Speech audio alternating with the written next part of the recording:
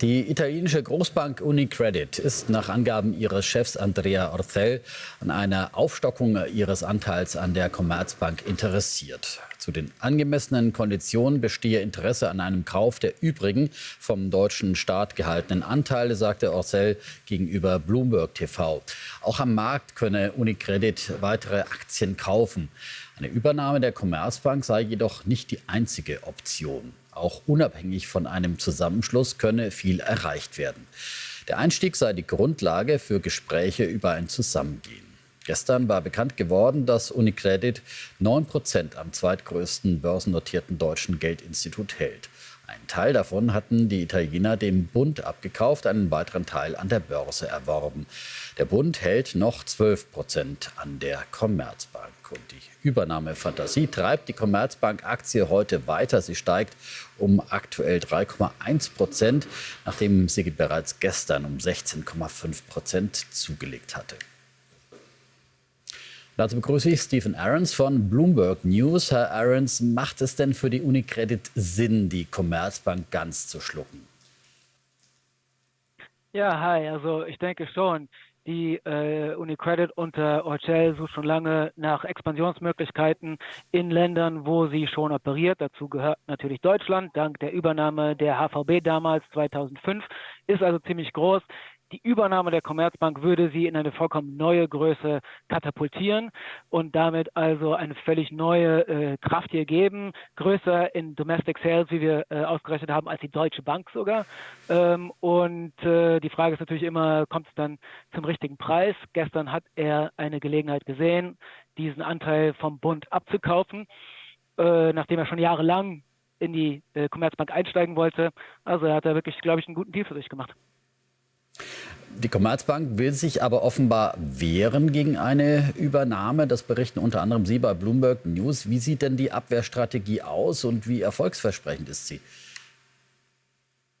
Ja, das ist richtig. Also die Commerzbank, zumindest das Management jetzt, hat eigentlich keine Lust, übernommen zu werden und bereiten sich jetzt darauf vor, wie Sie wahrscheinlich wissen, das ist der erste Schritt, dann eine Investmentbank anzuheuern, Investmentbanker, die einen beraten dabei, was man jetzt tun kann.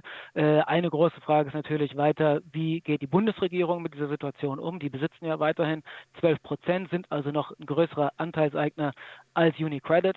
Und die Frage, ob sie jetzt weiterverkaufen werden oder nicht, wird ganz groß sein, auch in der Verteidigungsstrategie der Commerzbank und natürlich, wie die Anteilseigner sonst damit umgehen. Es gibt keine weiteren größeren bei der Commerzbank, aber viele kleine und die sind natürlich auch wichtig, ob die zum Beispiel bereit wären, an die UniCredit zu verkaufen, wenn die da was übernehmen wollten. Wäre denn die Commerzbank alleine auf Dauer überlebensfähig? Also überlebensfähig kann ich jetzt nicht sagen, ja, aber ja, natürlich, die Commerzbank ist ja eine solide Bank und ist auch schon durch einige Krisen durchgegangen und bisher ist sie da immer auch durchgekommen. Natürlich ändert die Situation jetzt sich, weil der Bund eigentlich plant auszusteigen. Der deutsche Staat als Ankerinvestor verleiht nochmal extra Sicherheit, wenn sich das ändern sollte und die Bundesregierung irgendwann ganz raus wäre, dann wäre so dieser, sagen wir mal, Rettungsanker weg. Aber wie wir wissen, sind Regierungen immer auch irgendwo bereit, in die Tasche zu greifen, wenn Banken im eigenen Lande sich mal irgendwie in eine Krise begeben sollten. Darüber hinaus ist die Frage, ist sie langfristig profitabel? Die Profitabilität ist sehr, sehr stark gestiegen über die letzten Jahre, dank der Zinsanhebungen der EZB. Aber die, wissen wir, wird heute nochmal weiter zurückgehen. Und die Frage ist halt, ob damit die Profitabilität überhaupt gehalten werden kann. Analysten sind da sehr, sehr skeptisch. Ja, deswegen wird sie nicht irgendwie eine groß profitable Bank sein in der Zukunft wahrscheinlich. Die Übernahmefantasie treibt nun den Aktienkurs. Welchen Aufschlag auf diesen Aktienkurs müsste denn die UniCredit gegebenenfalls bieten, um eine Komplettübernahme dann tatsächlich zu schaffen? Das ist immer eine wichtige Frage für die Leute, die zukaufen wollen. Es ist schwierig vorherzusehen, was man erwartet. Generell bei M&A-Situationen ist häufig, wenn ein strategischer Investor kaufen will, ein Aufschlag von 30% üblich. Da müsste man sehen, was die Leute ab welchem ab welchem Limit sie hier verkaufen. Natürlich ist auch mal die Frage, ob andere Investoren plötzlich auch eintreten. Es gibt ja andere Banken in Europa, die Interesse gehabt haben. Es gibt sogar die Deutsche Bank, die auch schon mal Übernahmeverhandlungen mit der Commerzbank geführt hat. Wenn also plötzlich ein Bieterrennen entstehen sollte, das würde natürlich den Preis weiter nach oben treiben und dann noch mehr Geld sozusagen für die Investoren, die jetzt schon dabei sind bei der Commerzbank, verursachen. Sagt Stephen Aarons. Vielen Dank für Ihre Einschätzung.